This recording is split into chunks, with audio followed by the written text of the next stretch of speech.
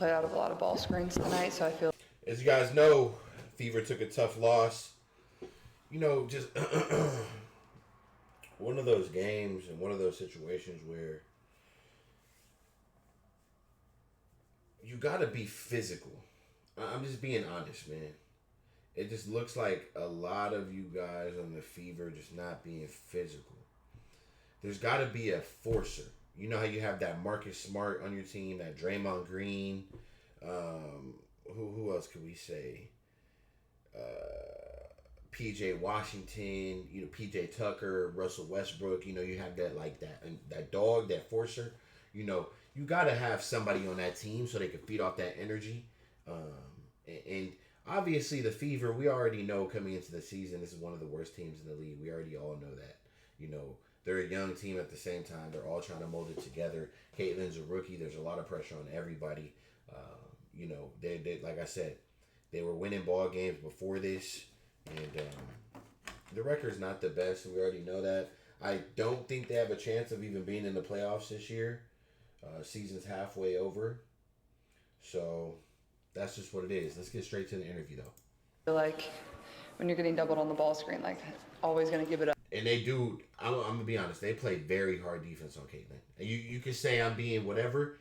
Watch the games and go watch them play against somebody else. That specific player, they play 10 times harder versus Caitlin. 100%. She created an advantage for us 4-on-3. Attacking the basket, but I don't know. I didn't think we played too well out of our ball screens tonight, but I don't know. I mean, I could definitely be a little bit more aggressive to the basket, but I think I'm just going to try to take what the defense gives me and try. Caitlin looks a little flustered. I'm not going to lie, man. I don't know if there was a team situation that went on in the locker room or she's just pissed off, but she does seem a little bit flustered in this post-conference compared to others. Leah Boston looks concerned. Hopefully just everything's okay. We don't know what's going on in the locker room as well. These girls, I'm sure that it's not all sweet all the time. You know how it is being a teammates and stuff like that, how that stuff can go, especially when you take a loss. Try to set my teammates up for success too. And what's the best advice that Bet has given you in game this season? Nobody gives me advice in the game. I wish. Caitlin, you only get one rookie year, but what do you hope your legacy or stamp on the game will be? Holy smokes. I don't know. I mean, I'm 19 games in. I think just continue to learn and continue to have fun playing this game. And obviously we're a really young group, so continue to build day to day. The Storm is the type of team that the level that we want to be at. So we go up against these teams, and those are good teams. They're playing the Storm, the Aces. Those are good ball teams. You know what I mean? So if they could get a couple more pieces, the Fever will.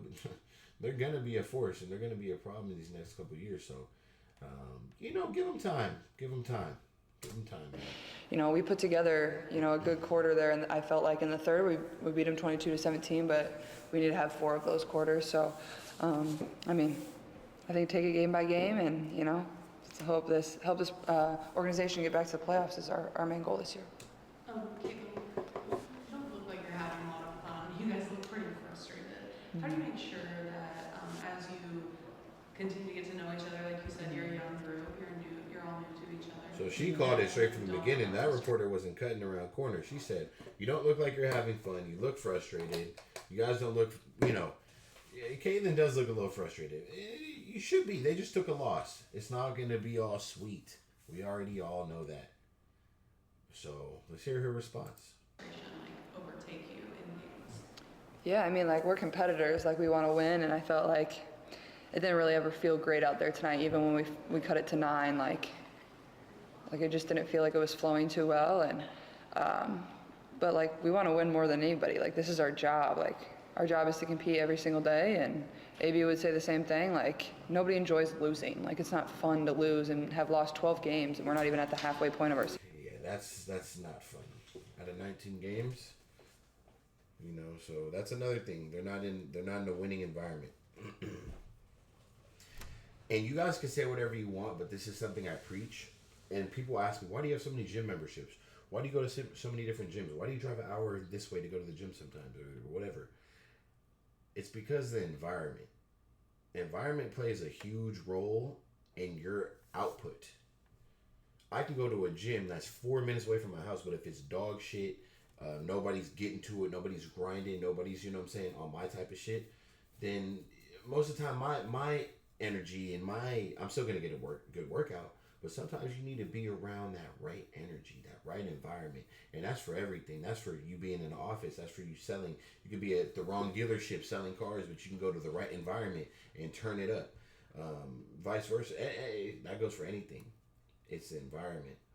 So hopefully they could just build a winning culture environment to where these girls can go out and just compete and play for each other and, you know, continue to build the organization. But right now, it doesn't seem like it's a winning environment, and that could start with the coach, just to be honest.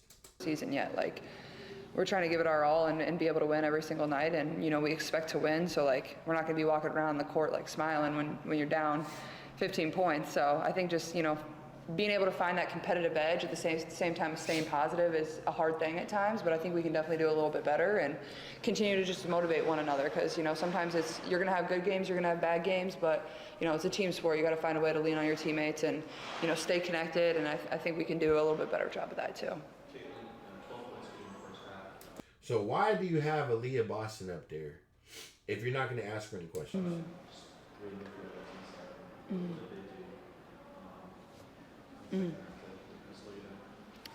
Yeah, I mean, I think I only took a couple shots, so I think I could have probably tried to set some more screens and use some more screens, but, like, you know, we turned the ball over a lot. I don't know, like, when you're playing out of, like, a ball screen a lot and...